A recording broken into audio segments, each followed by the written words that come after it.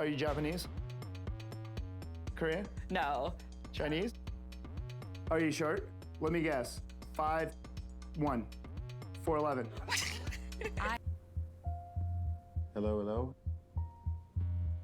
Okay. Am I the only person who thinks that the casting team and the producers for Love is Blind, Married at First Sight, Love Without Borders needs to be changed? I think they need to shuffle it. Every other season, they need to bring in new people because it's not it. Because every other season, the fans are outraged by something, and instead of the producers making changes to get rid of it, this is what they focus on. Season 2 we had Shake and objectifying women, and then last season we had Cole, and this season we have this guy in his cheetah shirt or whoever he is. And also last season fans went on about Raven skipping while Batiste was telling her about his mom's relationship, and this season they've decided to show us someone fall asleep. Why? Why? Seriously, why? Anyway, hey there. Sorry about the rant. It's your girl Valerie. Welcome to my channel. If you're new to my channel, please don't forget to like, share, comment, and subscribe. In this episode, I'll be reviewing Love is Blind, Season 4, Episode 1. So this beginning of the season is always the same. Everybody's explaining why they came. Oh, it's my opportunity to be loved for who I am and not for what I look like or what my job career or my this. And it's like, you're busy asking each other, what do you do for a living? So the other person on the other side is going to know what you do for a living. And because in season 2, there was this a lot of outrage about Jared and Mallory and Ayana, they've decided this season this is what they're going to focus on. They're going to focus on these love triangles. For what reason, I don't know. So first we have Kwame. Kwame reminds me a bit of SK in the sense that he's educated, he's articulate. I think the only difference is he's more outspoken, he's more bubbly, whereas SK is very mellow.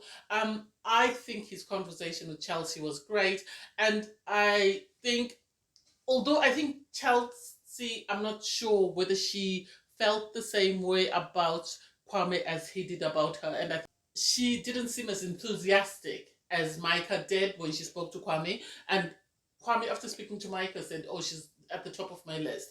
I really didn't see their connection. I guess because Micah seemed really sort of entertained by Kwame, and she really seemed like she wanted to get to know him more than Chelsea, and I think this is why he decided to stick with her, which to me doesn't make sense. If you're in the pods and you're focused on creating a connection, I think you should be open to more people, because you never know what you might be cutting out, because the reasons you are struggling in the real world could be the same reasons why you might not find a partner in the pods, because you're still focused on the same things that you're focused on while you're in the real world. And then Micah also had a date with Paul. I think Paul is very calculated. I'm not sure how far that connection will go. I think he's very calculated in what he's looking for. I think because he said, he wasn't sure how things would go on the show, given the fact that, it's an experiment. You're meant to create bonds. So he was sort of looking for a weakness in the process, and he didn't find any weaknesses in the process. And so he felt that was a good thing. I don't know how that will play out.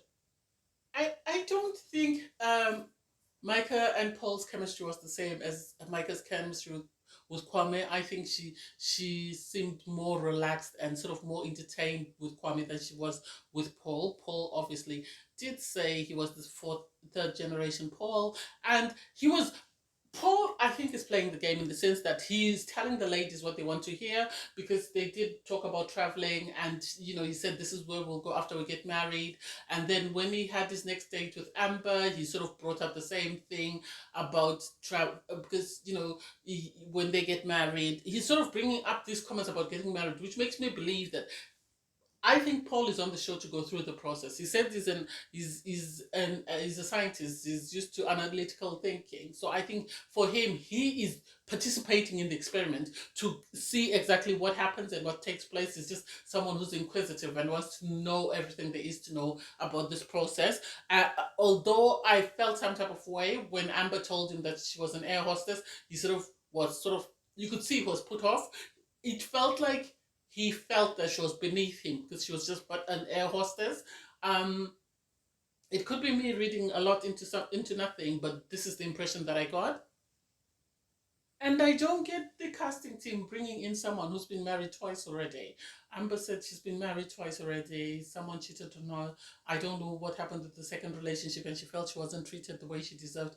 And it's like, do you, as the casting team, feel that this is the right person to come onto such a show when she's already had two marriages under her belt and maybe needs to process the breakdown of those relationships before she enters another experiment? Or did you bring her in thinking that she'd make great TV?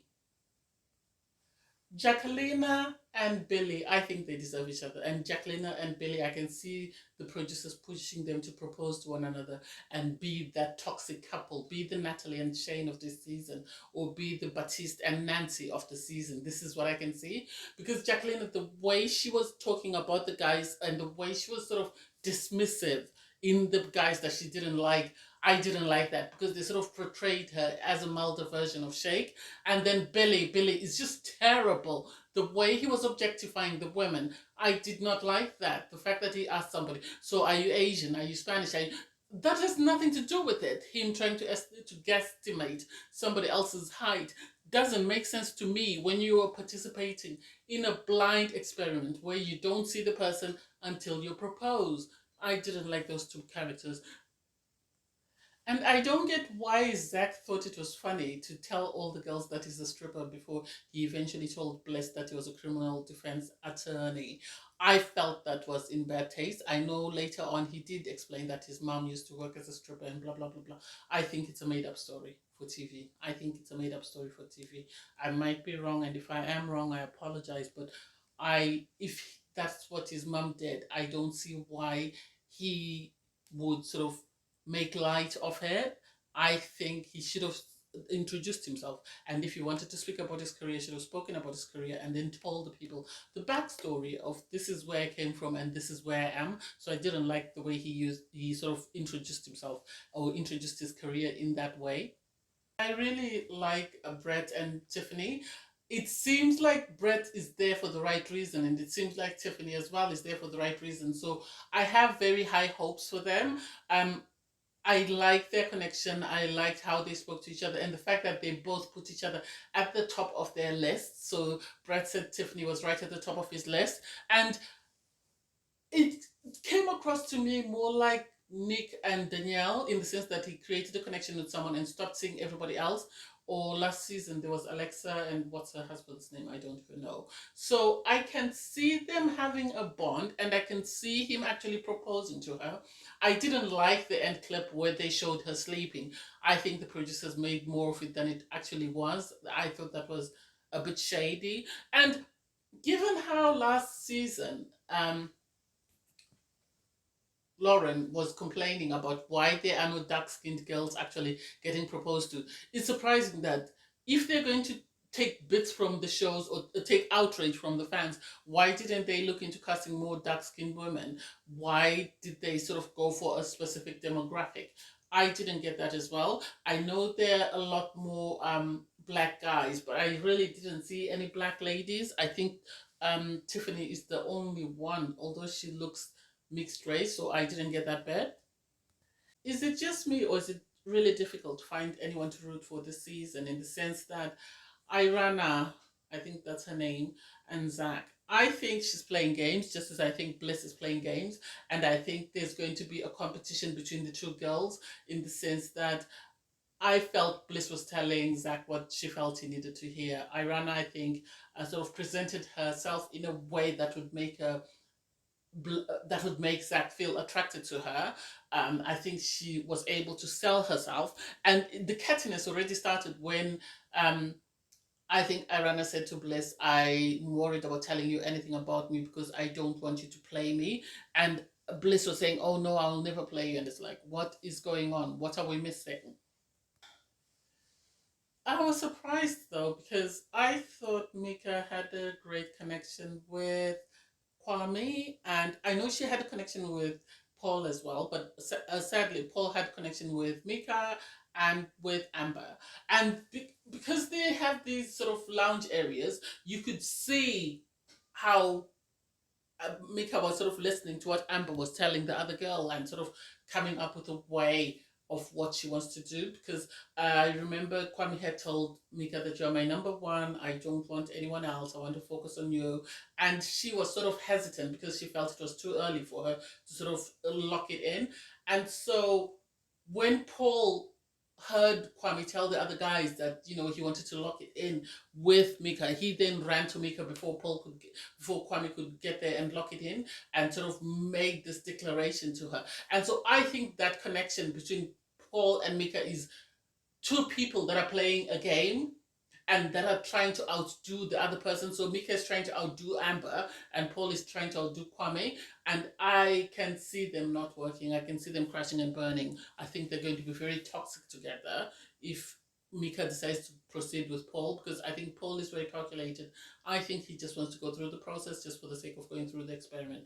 That's the impression that I got. However, the surprising thing was that when Kwame sat down with Micah and sort of told her about his connection with Amber and how strong it was and how he felt, she gave him the affirmation that he needed, she immediately switched on and started giving Kwame the affirmations as well. Because I think some people on this show go on the show to be on the show and to be shown for the full length of the show, and they just don't want to appear in the pods because they know that if you date someone in the pods and if you don't get proposed to, then you're most likely not going to be shown. So I think this is why she was playing up to Kwame to make sure that he was still interested in her, and then that she got to pick who she wanted at the end of the day. I don't think she likes Kwame as much as she says she does, and I don't think she likes Paul as much as she says she does. So I think, as I've said, Micah is playing a game, and I think she's more wanting to defeat the other girls and make sure that she is the one who comes out victorious at the end of the day, and that nobody else beats her, more or less, in the sense that she doesn't want to look like she's taking leftovers from somebody else. She wants it to appear the other way. I don't like the cattiness between Micah and Aaron. The way they were mocking Amber after sort of Aaron sort of praised Amber for her date with Paul. I didn't like that. I didn't like that. And I don't know why they felt it was good to show that. And so I was surprised in the sense that soon after that date, when Kwame was sort of discussing his connection with Micah and how she was his number one, Paul then decided to go on a date with Micah and sort of cement things with her. That was too, I don't know. This is why I say Paul is playing a game. It seems like Paul wants to win at all costs, and it seems like Micah is the same. And so one of them is going to cry. It's going to end in tears. They're going to end up proposing to each other, getting to the chapel and saying no, but it's going to be a bumpy ride. That's the impression that I get. And I hope Kwame decides to take this as a sign and step back from Micah and focuses on Amber. Um, and then, last but not least, we have Brett and Tiffany. Brett and Tiffany, I like their connection. I think so far they are my favorite couple. I was surprised that in the first episode nobody proposed to the other person, or maybe it's because they've been given more episodes by Netflix. I don't know. I don't know. Anyway, it was an okay episode. We'll see how that plays out. Thanks, guys, for watching. Please don't forget to like, share, comment, and subscribe. Bye, everyone.